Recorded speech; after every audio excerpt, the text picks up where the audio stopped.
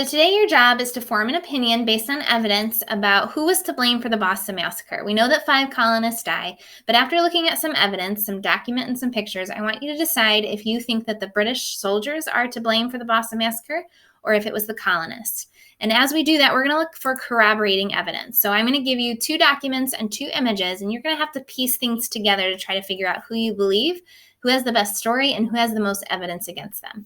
So I'm going to read through each of the documents to kind of give you some help and some insight as you answer those questions. And you can skip through as you need to, come back to as you need to, but I'm going to give you some information as I go. So this is document 1, and it's important to understand before I start reading who the author is and what viewpoint they're probably going to have. So this is from the Boston Gazette, which means if it's in Boston, that means a colonist wrote it. And it's right around the same time that the Boston Massacre actually occurred. So this is fresh for whoever wrote it, okay?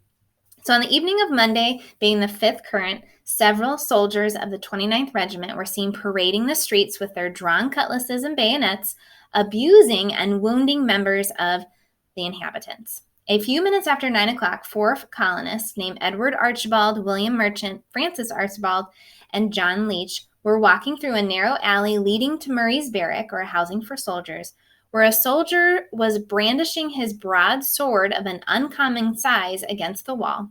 A person of mean countenance or expression, armed with a large club, was in his company. The soldier turned around and struck Archibald in the arm, then pushed a merchant and pierced through his clothes inside the arm close to the armpit and grazed his skin. So already the author of this is setting a scene that the soldiers had large weapons, they were mean, they were violent, and all the colonists were doing was walking through the alley. Merchant then struck the soldier with a short stick he had, and the other soldier ran to the barrack and brought with him 2 more soldiers, one armed with a pair of tongs and the other with a shovel. He with the tongs pushed Archibald back through the alley, collared or grabbed his neck, and laid him over the head with the tongs. The noise brought people together, and John Hicks, a young colonist, came up, knocked the soldier down, but let him get back up again, and more men gathered. Okay, so again, the soldiers, his story is that the soldiers definitely started it, and even when the colonists got involved, like he pushed him, he was nice enough to let him get back up again. He drove them back to the barrack where the boys stood some time, and it was where to keep them in. In less than a minute, 10 or 12 of the soldiers came out with drawn cutlasses or swords, clubs, and bayonets, and set upon the unarmed boys and young folk who stood them a little while out. Finding the inequality of their equipment, dispersed or spread and left. On hearing of the noise, Samuel Atwood came up to see what was the matter, and entering the alley from the dock square, heard the latter part of the combat. And when the boys had dispersed or left, he met the 10 or 12 soldiers rushing down the alley and asked the soldiers if they intended to murder the colonists. Okay, so this guy straight up asked them, hey, are you guys trying to kill these colonists? The soldiers answered, by God, root and branch. With that, one of the soldiers struck Atwood with a club and was repeated by another, and being unarmed, Atwood turned to go off and received a wound on the left soldier. Okay, so he asked them, are you going to murder these colonists? The soldier said, yes, that's what we're trying to do. He turned around and the soldier started to beat him from behind. Okay. The soldier and reached the bone and gave him much pain. Retreating a few steps, Atwood met 2 officers and said, gentlemen, what is the matter? They answered, you'll see by and by. Immediately after, those heroes, those soldiers, appeared in the square, asking where were the boogers? Where are the cowards? But notwithstanding their fierceness, one of them advanced toward a young colonist who had a club in his hand and said, damn them, here is one of them. But the young colonist, seeing a soldier near him with a sword and a good cane ready to support him, held up his wooden board in defiance, not cooperation, and they quietly passed by him in the alley where the soldiers attacked a single unarmed colonist till they raised much clamor and turned down another street. So that shows that they weren't attacking the people, the colonists that had weapons. The soldiers seemed to be targeting people that were unarmed.